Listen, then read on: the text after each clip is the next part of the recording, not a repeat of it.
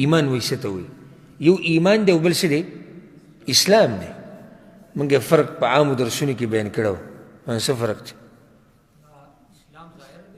اسلام ظاهري اعمالو ته وایي او ایمان باطني اعمالو ته وایي اسلام ظاهري اعمال لکه موږ اسلام ارکان ذکر کړي وو که نه شهادتین منځ روژه زکات حج دا ټول ظاهري اعمال دي ایمان باطني اعمالو ته وایي بیا دا چې کله یو ځای ذکر شي نو بیا به فرق په دې طریقې سره کوي ایمان څه ته وایي وی الایمان هو اعتقاد القلب وقول اللسان وعمل الجوارح ګوره په ایمان کې درې خبرې لازم دي ښه یاده کوئ دا خبره ایمان کې درې خبرې لازم دي چې کومه پکې هم نه وه نو د نورې فایدې نه در کوي اولنې وی ایمان د زړه عقیدې ته وایي ایمان د زړه عقیدې ته وایي یعنی په زړه کې به عقیده ساتي او د ژبې وینا ته وایي په زړه کې به عقیدهی په ژبه به وینایي او په اندامونو باندې به عملي د درې خبرې لازم دي ښه اوس یو سړی دی په خوله باندې وایي چې زه مؤمن یم او عمل هم کوي او په زړه کې عقیده نشته نه چلېږي دی څه دی منافق دی پیغمبر صلی الله علیه وسلم سره چې کوم منافقان ناست کلمه به وي که نه به وي مونځ اودسې کوو که نه کوو بیا هم منافقان دي ولې منافقان دي زړه کې نه وه ښه یو سړی وایي زه په عقیده کې په زړه کې مو عقیده د هر څه منم خو په خوله یې نه ویم مسلمان دی نه دی مسلمان په ایمان کې د درې خبرې لازم دي ګورئ په زړه کې عقیده په ژبه باندې وینا او په اندامونو باندې عمل دې ته ایمان وایي بیا مخکې دا ویلي دي یزید بالطاعه وینقص بالمعصیه دا ایمان ډیریږي د الله په بندګۍ سره او کمیږي په څه سره کمیږي په ګناه سره ایمان ګوره په یو ځای خو نه دی ولاړ ایمان څه په یو ځای ولاړ دی نه لکه بعض ګمراه فرقو والا داسې شتي لکه مرجئه هغه وایي دا ایمان څه دی وایي دا په یو ځای ولاړ دی چا چې کلمه ووایي لا اله الا الله محمد رسول الله نو بس د دې ټولو خلکو ایمان یو شان دی نو داسې وایي بعض پکې وایي زمونږ ایمان او د ابوبکر ایمان یو شان دی او ایمان زمونږ او ایمان د پیغمبر یو شان دی او ایمان وایي زمونږ او ایمان د جبریل یو شان دی ځکه چې هلته هغه وایي نه کمیږي او نه زیاتیږي خو دا خبره غلطه ده ایمان ډیریږي د الله په بندګۍ سره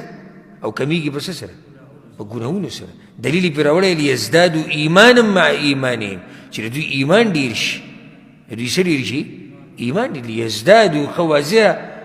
واضحه دلیل دی لیزدادو ایمانا مع ایمانهم چې ایمان ډیر شي نو ایمان ډیریږي او کمیږي او دا خو واضحه خبره ده لکه اوس موږ دې درس کې ناست یو زموږ د ایمان یو شان کیفیت دی کور کې چې یو یا په کار کې چې یو یا په کمپنۍ کې یو یا د مزدورۍ په ځای کې یو یا بل ځای کې یو زموږ ایمان دغه شانې څنګه چې دلته دی نه د ایمان کیفیت بدلیږي ایمان ډیریږي کمیږي کله چې انسان ګناه وکړي محسوسوي دننه چې زما د ایمان څه شو دا کم شو حتی چې کله جومات ته راشي او لمونځ وکړي او باید د لمانځه نه دغه شان تازه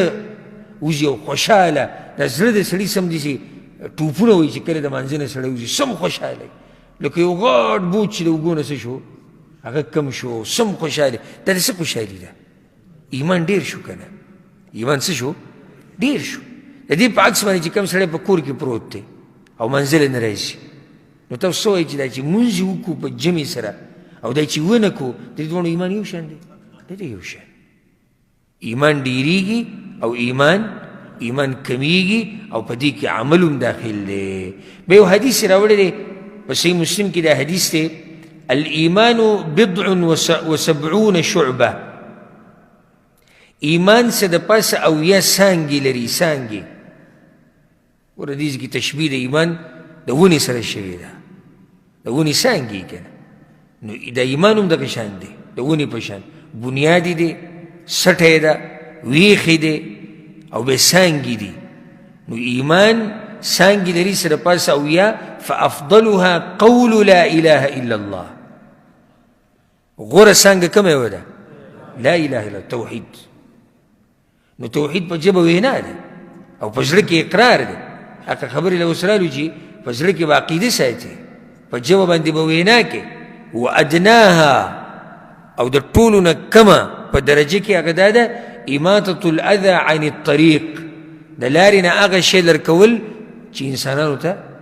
یا مخلوق ته تکلیف رسوي د لارې نه څه شی لرې کول دی په ایمان کې شمار کو که نه ښه نو دا عمل دی که نه دی عمل دی نو هغه خبره شوه چې ایمان د زړه عقیدې ته وایي د ژبې وینا ته وایي او د اندامونو عمل ته وایي او دی دلیل دی